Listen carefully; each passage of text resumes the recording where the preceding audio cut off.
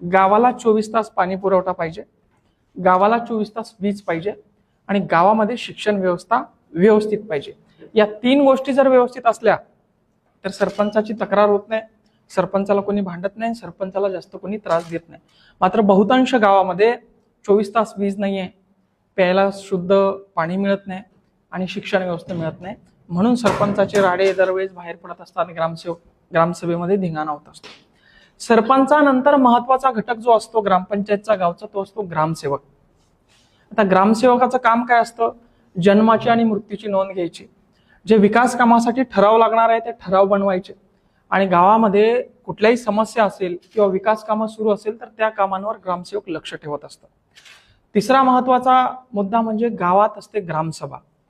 प्रत्येक ग्रामपंचायतला वर्षामध्ये 2 वेळेस, एक तर 15 ऑगस्टला नाहीतर मग 26 जानेवारीला, हे तर फिक्सच असतं, विशेष ग्रामसभा आपण कधीही घेऊ शकतो. मग ग्रामसभेमध्ये काय असतं? साधारणतः मध्ये काय होतं?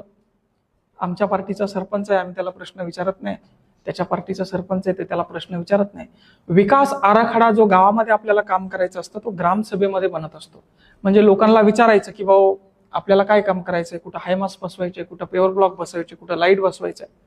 मग हे सगळं करत असताना ग्रामसभेमध्ये कामं कमी होतात, गोंधळ जास्त होतो.